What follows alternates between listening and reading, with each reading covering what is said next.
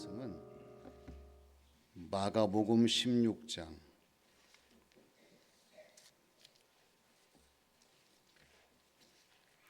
마가복음 16장 5절에서 8절 말씀입니다.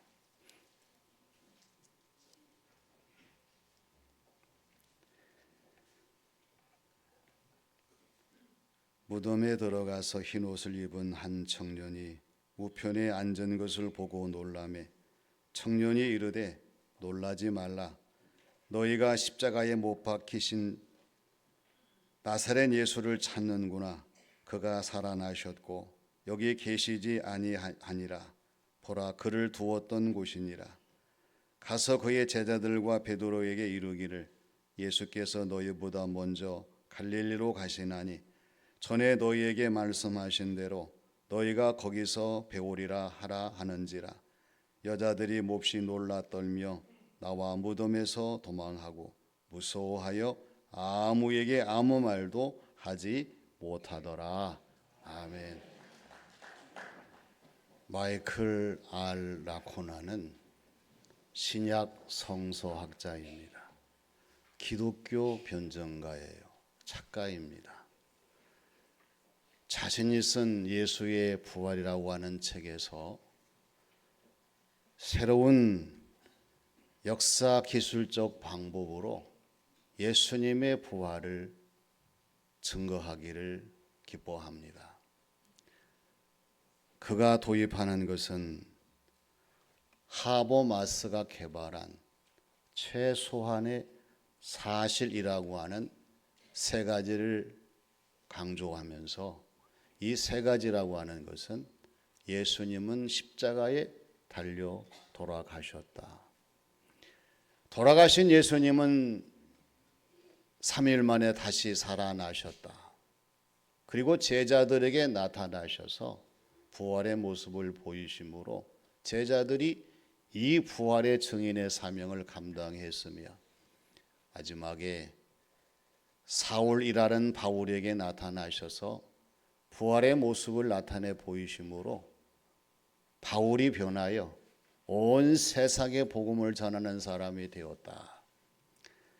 그러면서 예수님의 부활 가설, 이것은 초자연주의를 전제하거나 선언적으로 배제하지 않는다고 하면 예수님의 부활에 대한 모든 데이터를 종합해 보게 될 때에 예수님은 분명하게 다시 살아나셨다. 할렐루야. 이 사실을 강조하는 학자입니다. 여러분, 사람의 말도 중요하지만 오늘 예수님의 부활을 증거하는 말씀은 너무너무 중요한 줄로 믿습니다. 다시 사신 주님의 부활에 대해서 오늘 말씀을 증거하십니다. 먼저 빈 무덤으로의 부활이십니다. 세 여인 막달라 마리아와 야곱의 어머니 마리아와 세베대는 살로메는 예수님이 돌아가신 다음에 예수님의 몸에 바를 향유를 미리 사다 두었어요. 그리고 안식일이 되자 아침 일찍이 무덤을 향해서 갑니다. 이 여인들의 걱정이 뭐냐 그러면은 누가 무덤의 문을 굴려줄 수 있을까? 돌 무덤의 문이 너무나 크기 때문에 그 돌이 아무나 옮길 수가 없는 거예요. 그러나 가봤더니요, 이미 무덤 문에 돌이 옮겨져 있었어요. 그리고 무덤 문이 열려 있었습니다. 그래서 여인들은 참 이상한 일이다 의아해하면서 무덤 속으로 들어가 봤어요.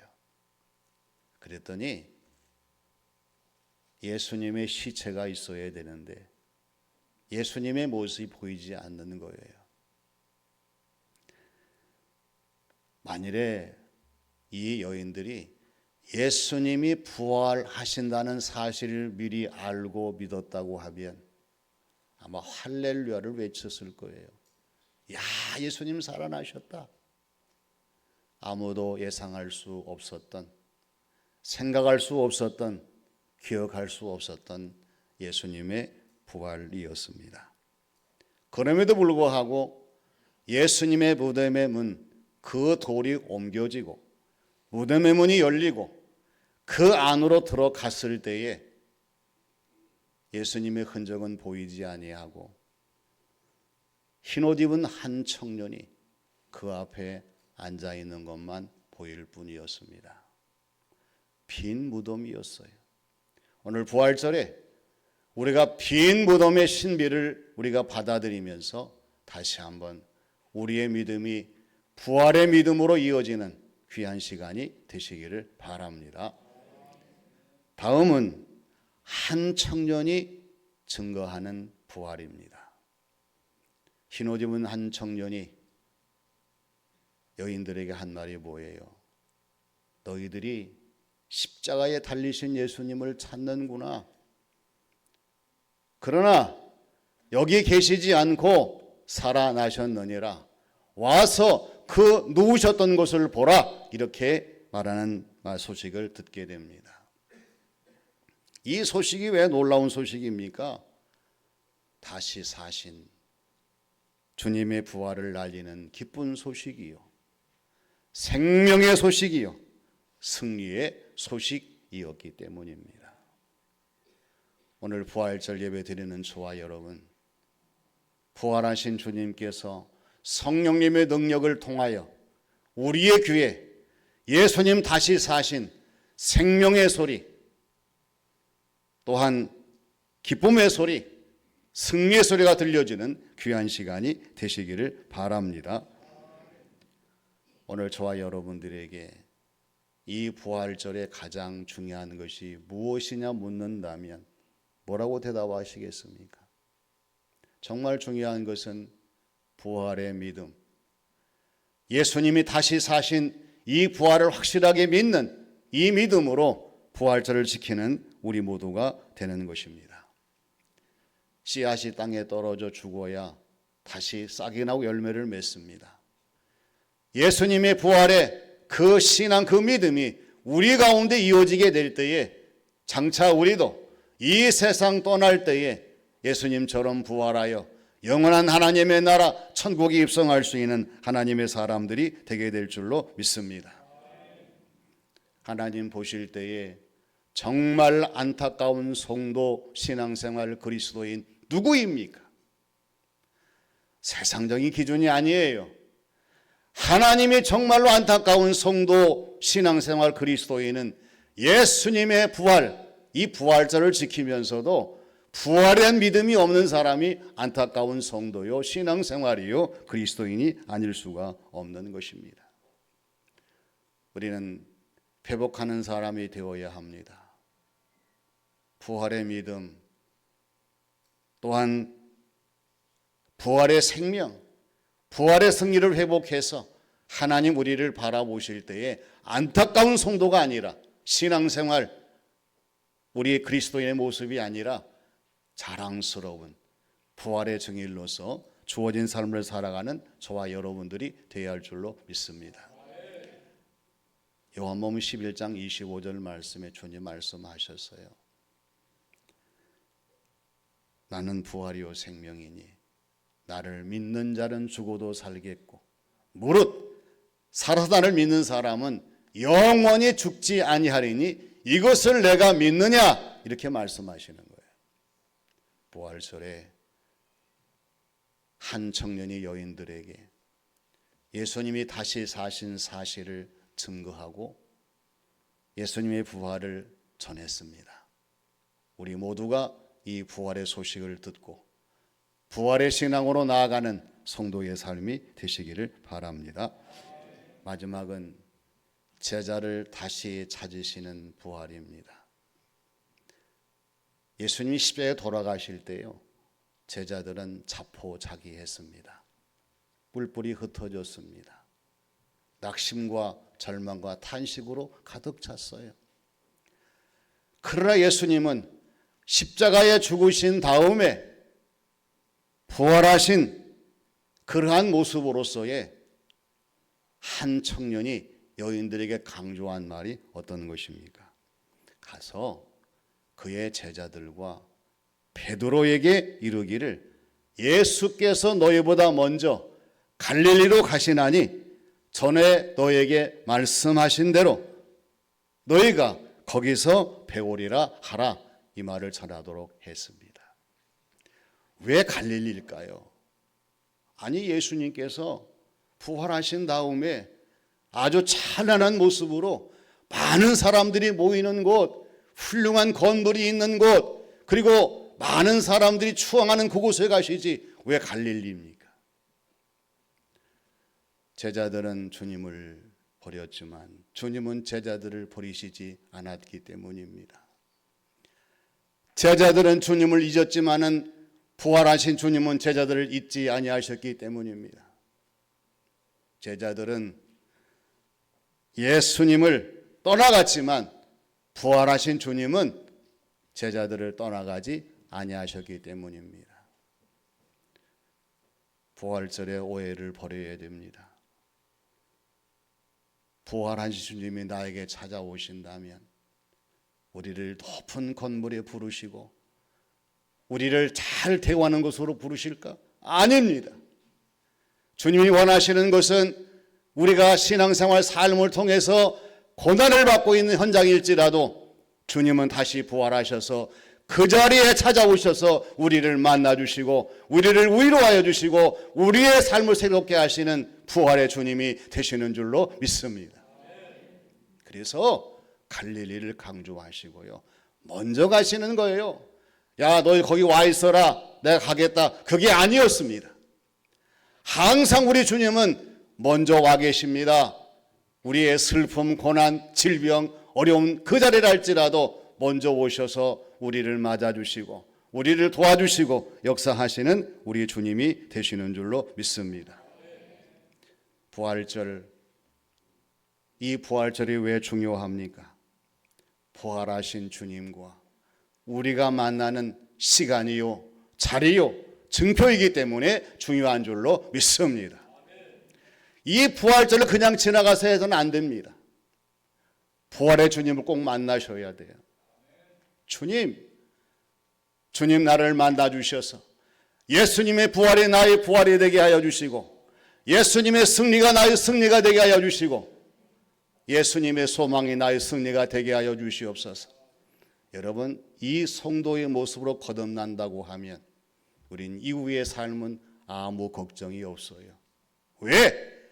갈릴리 오신 예수님이 제자들을 만나신 것처럼 우리를 미리 만나주시고 우리의 주어진 모든 삶을 감당할 수 있도록 역사하시기 때문입니다.